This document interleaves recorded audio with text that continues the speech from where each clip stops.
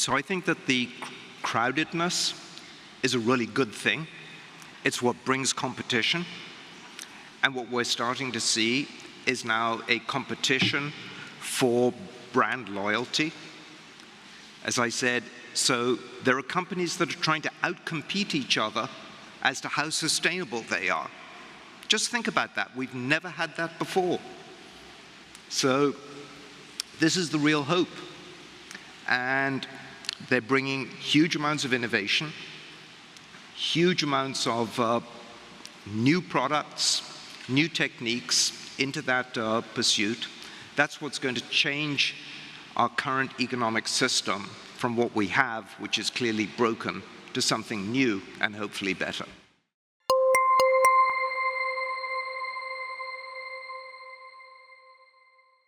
Right now, they just say whatever they want.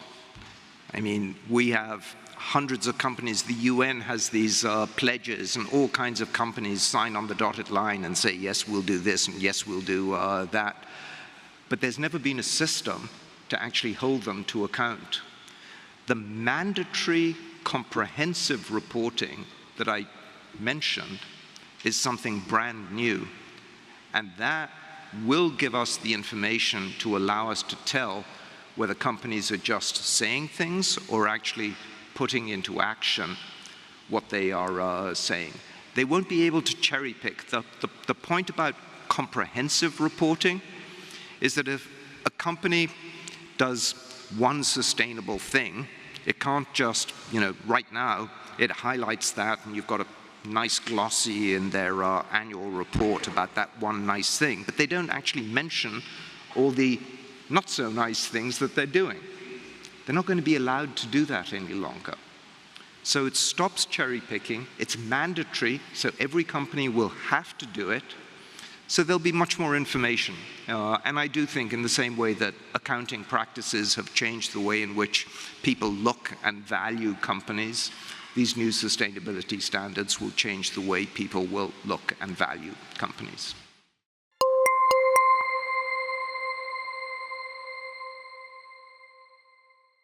So I think historically, it has been the case that the middle class has gone down some pretty dark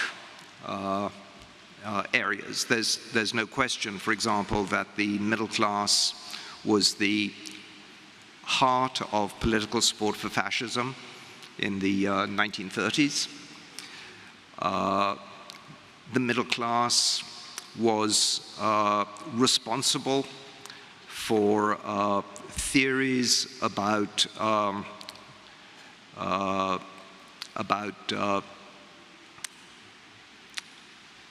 people's intelligence being linked to the size of their brains in the 1920s. I mean, some really weird pseudoscience stuff. So the middle class has made a whole bunch of mistakes, but they've always recovered from that. And that, I think, is what gives me hope. So yes, we may go down the wrong path, but hopefully it'll be for a short period of time.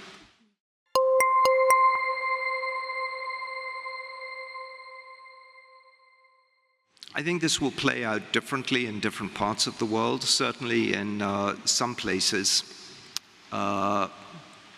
marriage has been a real boon to the middle class because it's permitted families to have two income levels. That's certainly true in lots of countries in Asia where women are working outside the home, earning wages.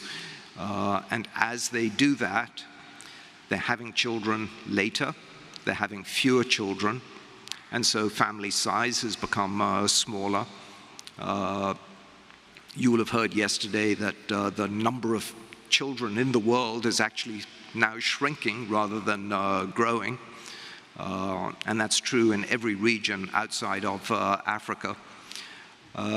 So the demographics of the family unit point to smaller household sizes, more prosperous households, and that does have an impact on the middle class.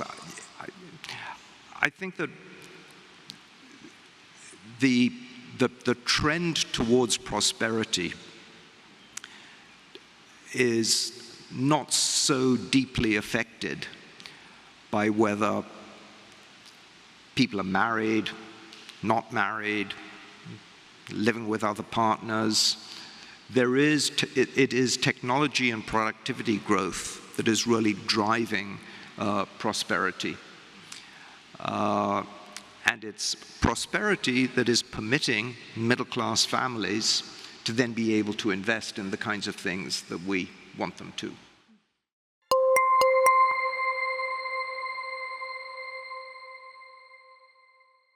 I mean, I think these are,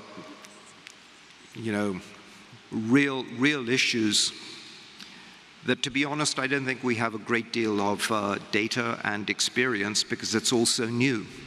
So we're all trying to understand how to make the best use of these new technologies.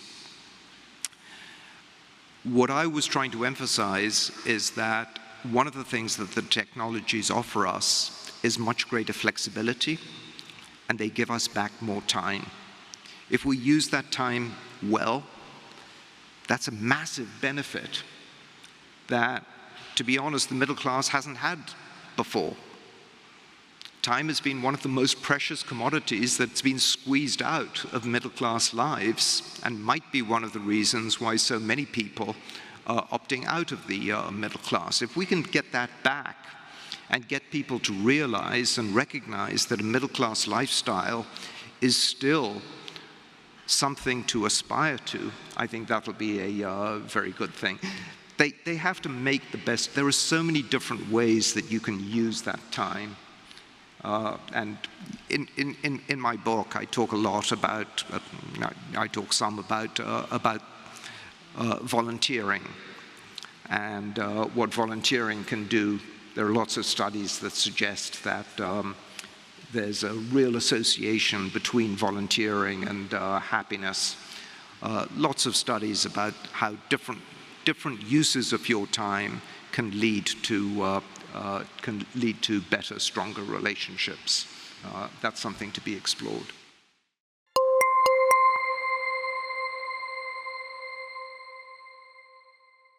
Sure, I think one of the things that the middle class has really been pushing for is the conservation of nature.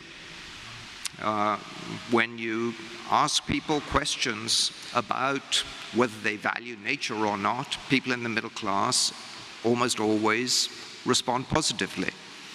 And this new 30 by 30 program that I was mentioning is a huge global, worldwide effort to put large tracts of land into some kind of special status. It might be completely protected, it might be partially protected, it might be protected against certain invasive things. The details will vary, but there's no doubt that the big push is to try to preserve nature in that fashion. And there's no doubt in my mind that the reason why we've been able to make some progress on this is not because people are, quote unquote, coming together to save the planet.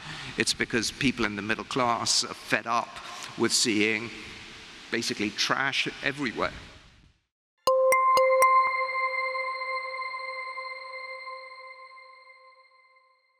So I think that the key point is that the middle class is looking for a good life.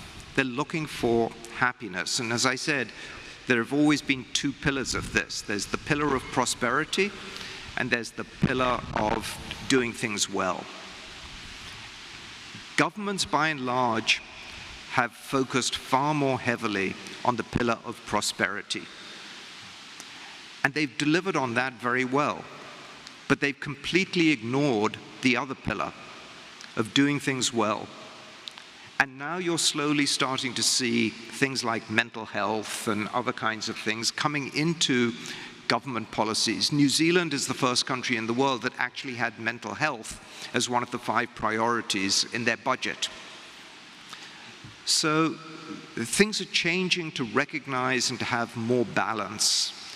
And I think that that is something that recognizes the fulfillment of the underlying middle-class concept of the good life. It's rectifying the imbalance towards a pure focus on prosperity that up until now has been prevalent in most economic policy making. Friends, please join me in thanking Dr. Homi Kharas.